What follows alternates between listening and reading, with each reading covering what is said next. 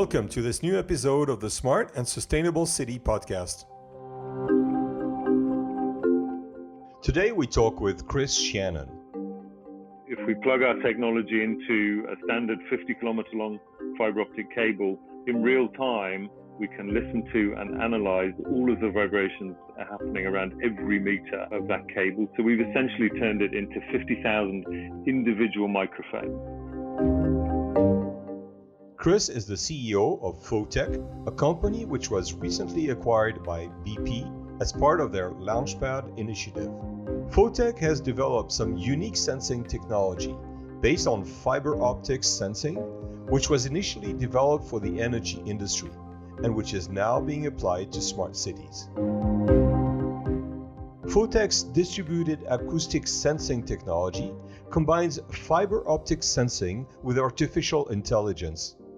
It helps cities gain real-time insights into their environment. It senses the fiber optics that have already been deployed or which are planning to be deployed along pipes, roads, rail, or secured perimeters such as airport or other sensitive areas. With Chris, we explore many smart city use cases, whether cities are trying to better control water pipe leaks or improve their mobility or security. I'm Shannon, Chief Executive of FOTECH, which is a sensing and analytics company, part of the BP Launchpad Accelerator program. And you live in the UK, just outside of London, is that right? Yeah. I live very rural between London and Oxford. So with all the changes that are happening in cities, it pushes cities to better understand their environment and to sense what is going on. And FOTECH Technologies has some unique ability to provide some of those capabilities. Tell us a little bit more about FOTECH and what you do. Sure. So we are at its core a distributed acoustic sensing company. We utilize fiber optic, standard communication fiber optic cables that is already embedded throughout the city. And we turn those fiber optic cables into real-time vibration sensors. So if we plug our technology into a standard 50 kilometer long fiber optic cable, in real time, we can listen to and analyze all of the vibrations happening around every meter of that cable. So we've essentially turned it into 50,000 individual microphones. And our software and artificial intelligence is able to convert the vibrations that we pick up into activities. We can tell you there are footsteps here, there's a vehicle moving, there's a mechanical digger digging down into the ground. And classically, over the past 10 years, we've been deploying this technology on pipelines, on utilities, on railways, and international borders, fence perimeters around secure areas to provide security, integrity monitoring. So pipelines, for example, we can locate the vibrations created by a leak and alert the owner of that pipeline to the leak, locate it to within 5 to 10 meters accuracy across 100 kilometers of pipeline within less than a minute of that leak occurring. We can detect people digging down to the pipeline, either accidentally unaware that there's a pipeline or utility beneath the ground, or if they're intending to steal product from the pipeline. Again, prevent the damage and losses that might occur from that, protecting the environment and protecting the assets of the operator. So this could be obviously an oil or a gas pipeline, but this could also be a water pipeline or a sewage pipeline. Different type of pipelines could be. Totally. Any pipeline carrying a product, and in some areas, water could be argued to be even more valuable than oil, for example. And is frequently stolen, if not damaged. If we look at the aging infrastructure in the UK, the amount of water that's leaking out of pipelines, and the consequent damage that comes from that, and the losses to the operators. You also have some technology that monitors cables, right? And there are plenty of cables that come in or that go out of cities that connect the city above the ground or below the ground. So it's the same technology. Wherever a fiber optic can be run, whether it's inside an HV cable, whether it's a fiber optic communication cable, or whether it's a cable running alongside a perimeter or a pipeline. It's the fiber that is the sensor for us, or array of sensors. And so any vibrations happening around that fiber optic cable, we can pick up and analyze. So if we're looking for breakdown of voltage in a power network, we can locate that to within 10 meters. If we're looking for fluids moving through pipelines, or in the simplest level, if we're just protecting the telecoms infrastructure itself from incursion through, accidental damage through road maintenance that's happening, can damage cables.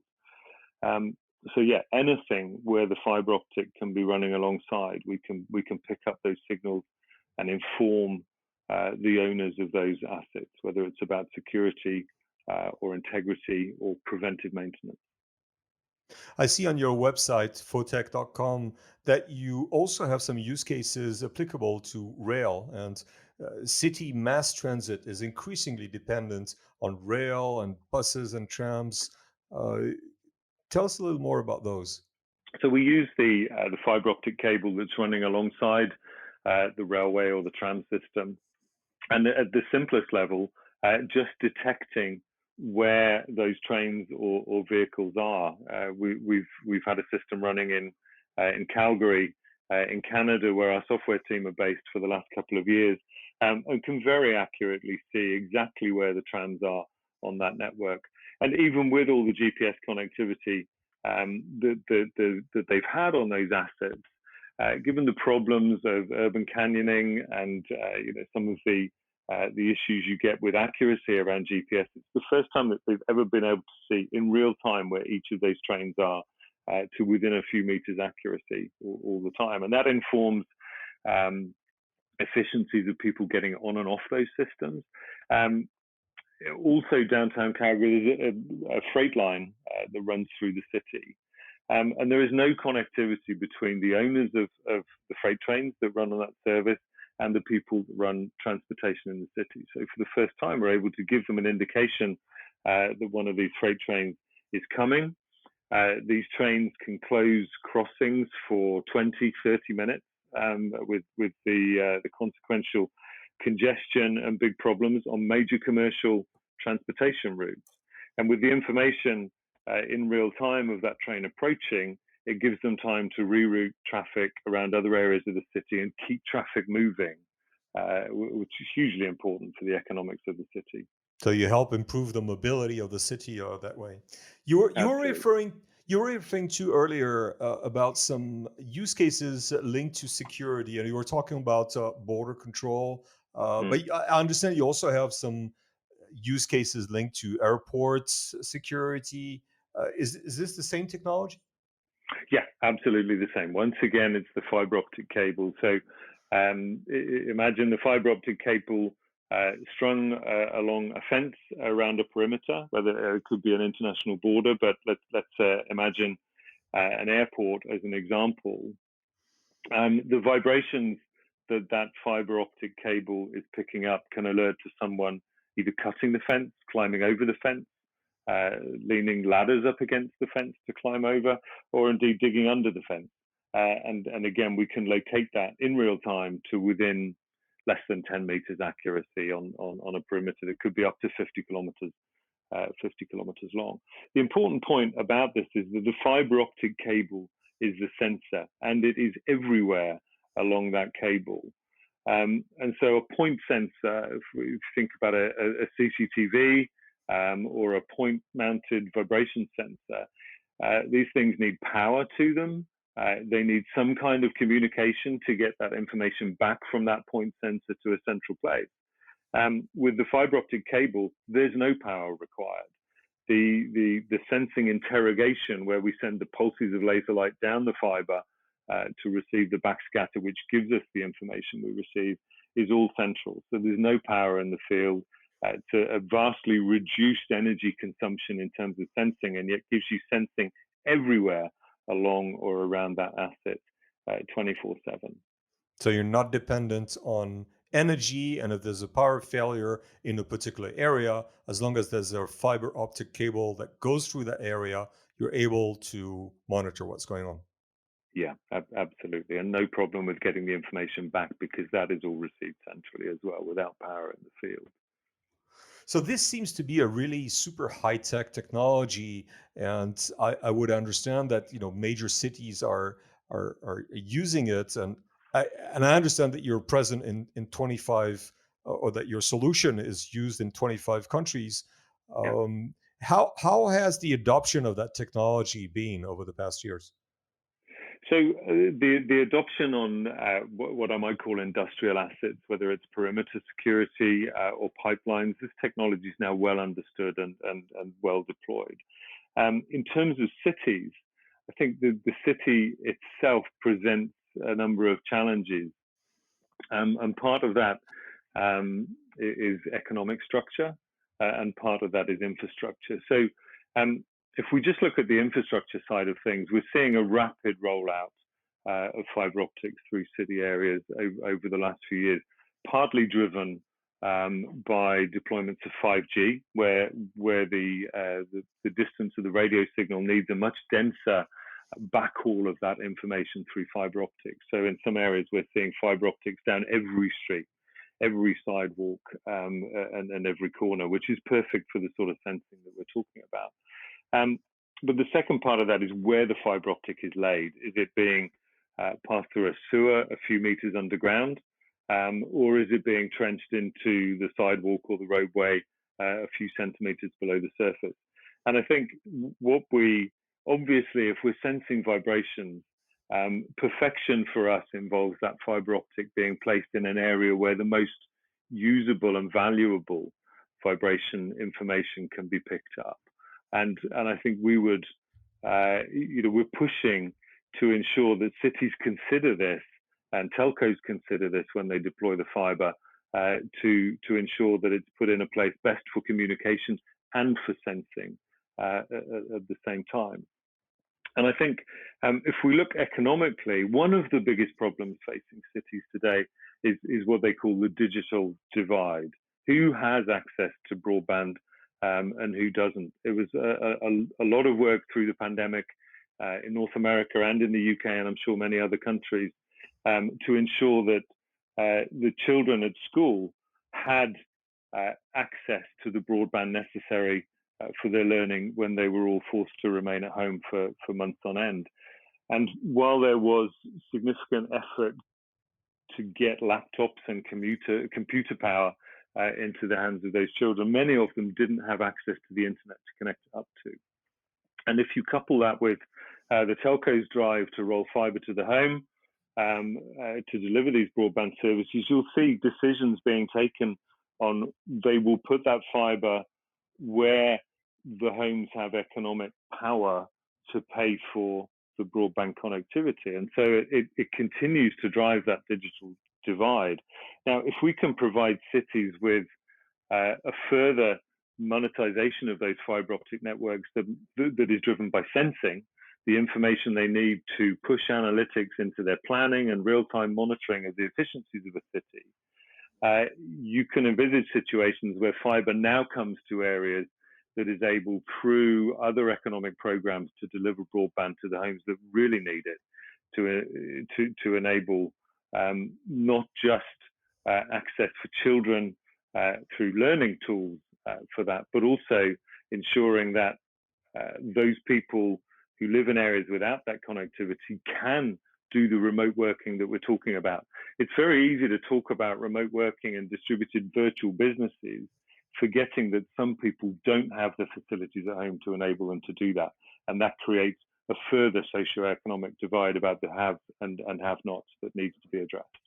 We've talked about the use cases that FOTECH addresses and the big challenges that cities face today. You've been in activity, FOTECH, about 10 years?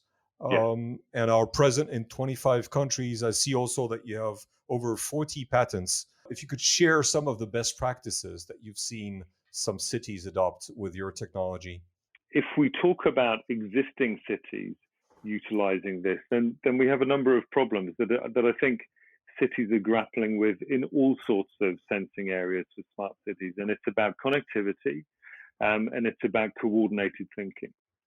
So if we take the connectivity point, it's about being able to connect the information that comes from the sensing around the city, many different types of sensors, and being able to port that into a central platform that gives people the ability to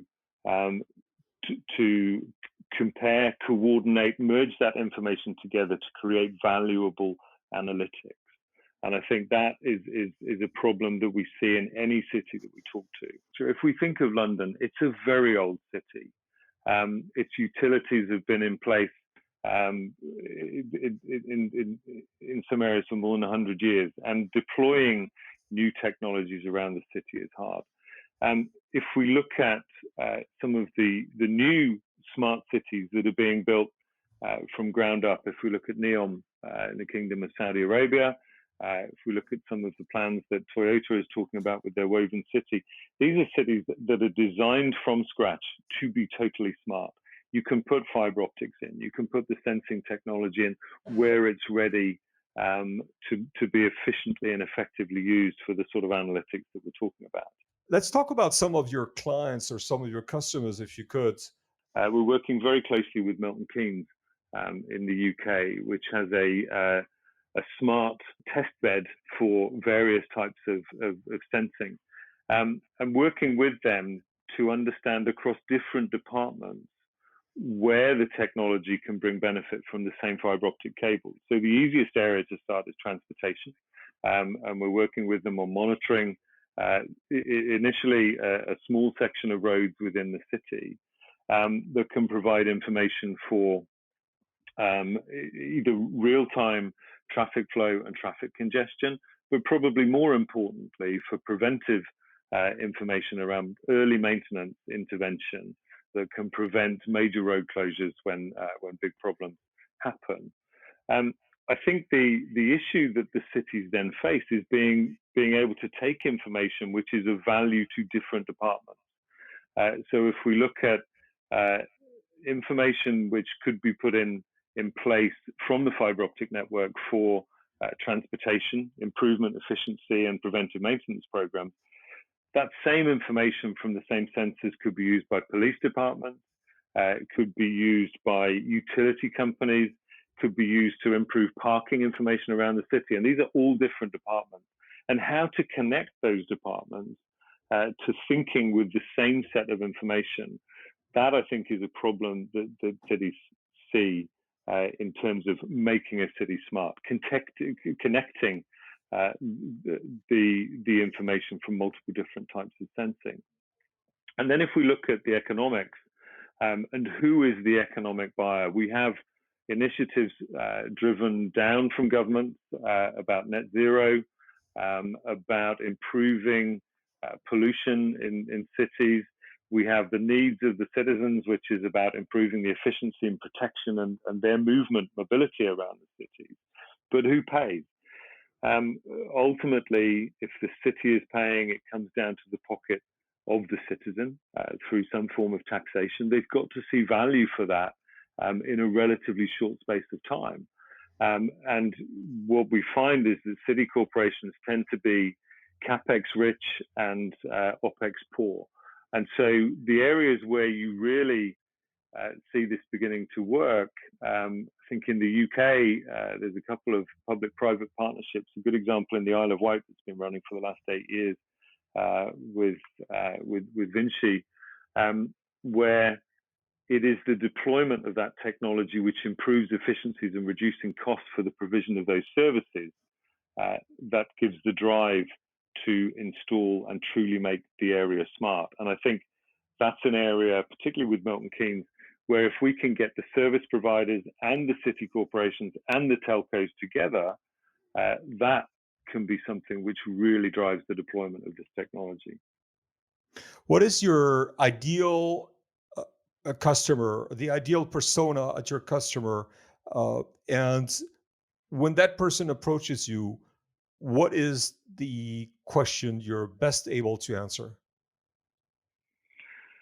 That's a good question. I would say if we're talking about smart cities, the best customer to approach us is when we look at these public-private partnerships, where someone has managed to get to the point of an operating company who has capital deployment at their call, and is able to see the benefit themselves through the services that they provide. I think in terms of being able to answer questions for them, the understanding of fiber optic sensing is that it can give so much information that generally it catches people by surprise. If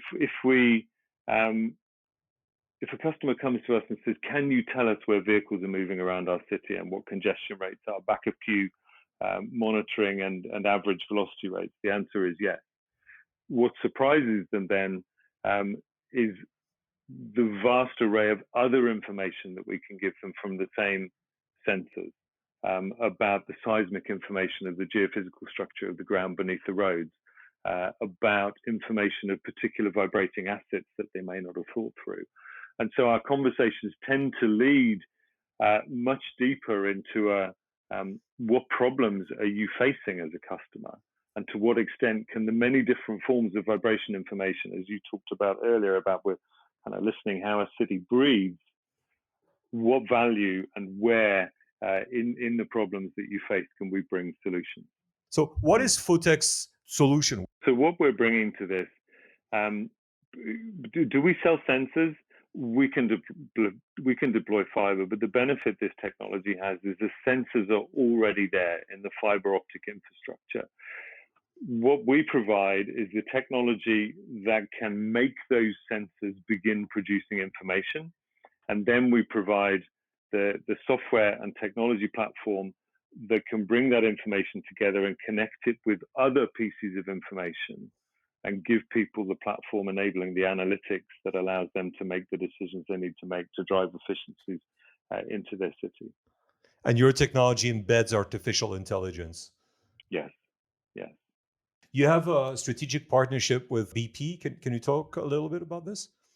Yeah, BP is 100% owner of FOTECH. So actually, they became interested in the company. They took a small equity stake about 8 years ago, where our technology was being used to improve efficiencies underground in the oil well.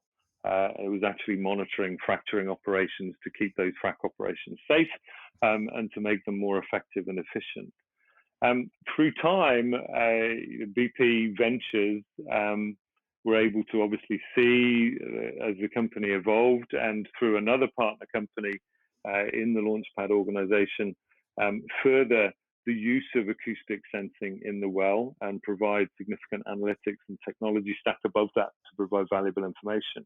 And that was where FOTECH began moving its story further into the area of smart cities and efficiencies that we can bring into other areas. If you look at BP today, there's a business that's very much driving itself forward with the reimagining energy story, recognizing the value that it needs to bring outside of the oil field in terms of bringing efficiencies and smart solutions to cities and regions, improving energy security, improving energy efficiencies, and ensuring the provision of energy in many different forms, whether that's about electric vehicle charging or protecting distribution of energy in an effective way through cities. So we fit very much with BP's reimagining energy story. And as part of Launchpad, which is the organization set up to really drive extraordinary acceleration of growth into the technologies that come either spinning out of BP or through the BP Ventures portfolio, really looking to deploy those technologies in a way that moves BP forward as part of its reimagining energy. Chris Shannon, Group CEO of FOTECH, thank you very much. Thanks, Pierre. Don't forget to subscribe to our Instagram and Facebook page. If you want us to cover your Smart City initiative, do reach out. All right, that's it for today. Thanks for listening, and we'll see you on our next episode.